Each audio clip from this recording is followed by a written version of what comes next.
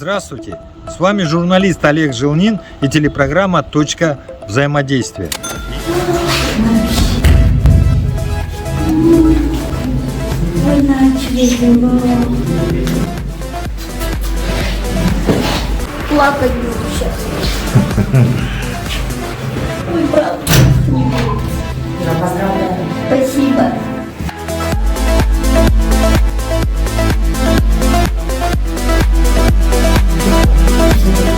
И я вновь обращаюсь к программе муниципального частного партнерства в городе Якутске. Инициатором этой программы является депутат Якутской городской думы Станислав Иванович Сивцев.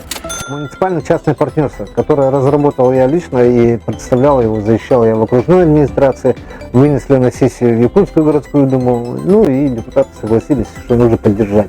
Это было в 2014 году. Вот. А в 2017 году, соответственно, вышел уже закон о государственном муниципально-частном партнерстве. Вот. То есть я предполагал о том, что наша администрация на основе, скажем, таких вот предложений и подзаконных актов, да, могла бы уже как бы ориентировать наших застройщиков именно в расселение с такого, как говорится, ну, жилья, да, с этих районов. То есть брать на тот период, тогда, когда они говорили о запретной зоне, ну, когда были руки развязаны, можно было, как говорится, формировать эти земельные участки, вот. И в 2014 году уже, ну, тогда, как говорится, энергия была у меня бурлящая, я начал, как говорится, департамент градостроительства беспокоить, и на тот период работавшие тогда работники, соответственно, начали формировать эти границы договоров о развитии застроенных территорий. Вот. Но, опять-таки, они меня не услышали, они брали полными кварталами. Я говорю, нужно начинать с малого всегда. Пусть будет 3-4 дома расселить, но с малого. Потихонечку, как говорится, втягивать сюда застройщиков. Ведь большинство застройщиков же, ну, не хотят этим заниматься. Они, ну, скажем, заработали деньги и уехали из города Якутска.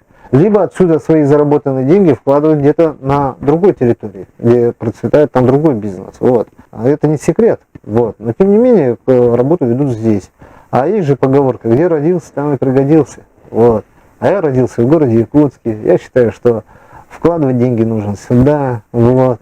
Вот возле нашей штаб-квартиры, вот территории, которая сейчас отводится нашему предприятию, да, нашей организации было расселено 26 семей, то есть предоставлено 26 квартир. 26 квартир только вокруг этого домика. Вот отсюда и складывается себестоимость. Вы представляете, сколько теряет предприятие оборотных средств при расселении? Вот это складывается себестоимость квадратного метра. Вот. А как иначе строить?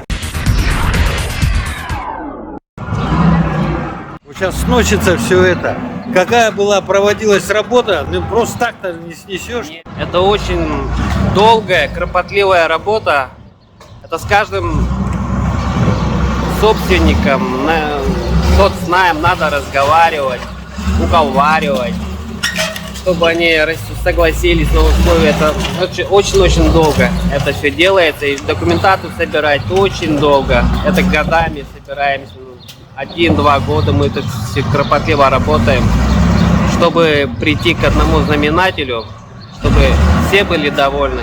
И собственники, когда они расстаются со своими квартирами, и застройщик, чтобы смог достойно их расселить и в будущем построить на их участке хорошие дома. Хотел просто уточнить, когда расселяешь один дом, да, вот эта территория дома получается собственницей застройщика теперь, да? Я правильно сказал? Да? Да. И вот когда оформляешь его, есть определенные тоже проблемы, да, с мэрией, или уже нет? Есть, конечно. Даже, скажем, это опыт... И до сих пор есть? До сих пор есть. До сих пор есть. До последнего, ну, до прошлого года, скажем, у нас в границах договора развития застроенных территорий мы не могли, по крайней мере, заполучить тот неразделенный земельный участок муниципальной собственности в нашу собственность. Вот. У окружной администрации. Они говорят, мы даем вам в аренду. С чем, как говорится, противится банк. Нам отказали, ну, соответственно, и банк нам отказал в финансировании. Эта же реформа пошла-то с 2018 года. Потом застройщик, как по окончании, скажем, этого договора, он не осваивает этот земельный участок, вот, и, соответственно, те обязательства, которые он должен был выполнить по расселению, он этот другие дома не расселил, он тоже попадает под риск. То есть вот я дома расселяет, то есть это не собственник застройщика, вот я расселил с аварийного жилья и должен в течение определенного времени здесь что-то построить. Только при таких условиях, что ли, можно расселить жильцов? Да. Договора вот у нас, допустим, в 2015 мы заключили, в 2023 у нас заканчивался, но муниципалитет нам 3 года, как говорится, не устанавливал график по строительству. Вот, мы все добивались этого графика. Вот, после этого, как говорится, там еще 1,5 года у нас судебных споров произошло. Ну, соответственно, решение по развитию этих территорий сдвинулось до конца 2028 года. Они же признали свою вину. Суд сказал о том, что ну, нужно, соответственно, принять требования застройщика. Мы же как партнеры, вот, соответственно, взялись за одно дело и должны вместе, по крайней мере... Уже суд сказал? Да. А что мэрия сказала? Ну, мэрия вначале-то противились, а потом, когда мы доказывали это все через суд... Я-то раньше-то думал, переселили, земля застройщика. Все. И он должен построить дом там через 2-3 года. А сейчас ситуация совсем другая. То есть земля там муниципальная получается, да, вот, и на ней находится старое жилье аварийное. Вы расселяете собственников жилья, именно жилья, не земли. Ну, собственно, но под домом-то находится земельный участок, который мы, соответственно, границы определяем. Но там доли же этих собственников. Да, и это же все переходит в нашу долю.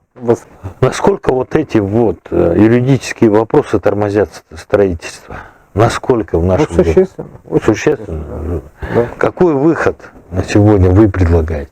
Вот вы были свидетелем последнего совещания нашего руководителя города с застройщиками, да, и там озвучили, скажем, о том, что подготовили 85-й квартал по комплексному развитию территорий. Вот. Но уже потихонечку склоняется о том, что нужно хоть как-то расселять с этих, как говорится, районов. Вот.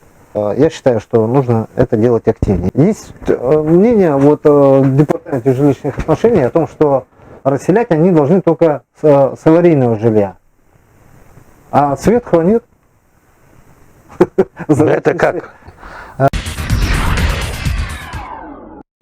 Я говорю о том, что у них опыта нету. Почему? Потому что многие зачастую не знают, где какой район развивается, где какой район требует развития и так далее. Вот. Даже если вот взять коллег-депутатов, я сколько на комиссии говорю, я в градостроительной комиссии состою, давайте в план мероприятий составим вот так вот по округам, будем выезжать в эти наши тяжелые участки, где нужно расселять людей. Чтобы мы, депутаты, воочию увидели, как живут наши избиратели, вот, наши избиратели, которым нужно уделять нам в первую очередь депутатам, а потом будем спрашивать с окружной администрации. А в чем проблема? Не понял. Ну, я не председательствующий, я член комиссии, и организацию этих вопросов возлагать должны, соответственно, председатель на аппарат Якутской городской думы, а работа эта должна утверждаться председателем городской думы, и, соответственно, депутаты должны идти по этому плану. Комиссия хоть раз куда-нибудь ездила? Нет, конечно. Но это не ко мне вопрос. Я выходил с этим предложением дважды в 2022 году. Я говорю, нужно ехать, нужно выезжать туда, нужно посмотреть. Ну, это же, ну, формирует план работы, это не депутат, который с инициативой выходит. Я говорю, выезжать надо, выезжать, смотреть, знать. Тогда будем, как говорится, с окружной администрацией уже работать, как говорится, прямой наводкой, предъявлять, как говорится, требования к работе именно по развитию территорий. Вот. Всю свою историю я сделал, да, 3 нормативных акта. Это какие? Это первый по муниципальному частному партнерству. Второй проект, он не осуществился, о том, что председательствующие должны быть один раз только за всю историю своей депутатской работы. Да? Вот. И третий, это вот по санитарно-защитным зонам. По Вилюйскому кладбищу я внес его в городскую думу, хотя депутаты меня там не поддержали. Нужно начинать с самого себя. Вот, стричь самого себя. Потом, соответственно, понуждать к этому делу окружную администрацию, как исполнительную власть. И тогда уже, как говорится, пойдет вот эта тема. Ну, я-то думаю, это само собой, вроде бы, за качество жизни горожан, т.д. п.п. Все же говорят об этом. Но пополнять бюджет тоже надо. Ну, Вот, согласен. соответственно, окружная администрация кидает все силы для работы на бюджет. Вот. Да, он пополнится, наверное, вот, но это вот вопрос по, скажем, развитию территории. Я считаю, что это основополагающее. В первую очередь люди. Значит, надо работать на этих вот территориях, где деревянные дома Да, находятся. да. Обремененные участки – это как раз районы города Якутска, где находятся деревянные дома. Да. И они у нас на сегодня ни в какую комплексную застройку по какой-то причине пока не попадают. Кроме спортивного, я так понимаю, да, в 17-м. Но он же еще не сформирован, это мечта. Он еще не сформирован, Нет, это конечно. мечта. Да. Сформированные кварталы надо не делать не на свободных землях, а именно там, где стоят деревянные дома. Да. Я правильно понял? Да. А чем военные занимаются? Защищают Родину, А строитель чем должен заниматься? строить, Что это делает? Развивает Родину? конечно. Значит, должны развивать ее. Развивать именно там, где живут люди, которым нужно помогать, на которых нужно уделять внимание, в которых должны вкладывать свои, как говорится, энергию, силу, деньги, вот, ум, профессионализм. Все свои лучшие качества строители должны вкладывать именно в развитие нашего населения, нашего города. Этот новый дом введен в эксплуатацию в декабре прошлого года компанией «Высота» по программе муниципально-частного партнерства. 185 квартир. И уже сейчас он полностью заселен. И все это благодаря договору развития застроенных территорий столицы Якутии. Мы сейчас находимся в 78-м квартале по улице Прикусова. Дома 18, 20, 22, 22/1. На данный момент по договору развития застроенных территорий ООО «Высота» во главе с Сивцевым Станиславом Ивановичем расселили с этих домов жителей в новые квартиры по улице Прикусова 2. И начинается уже у нас снос этих домов. В будущем здесь будет строиться новые дома.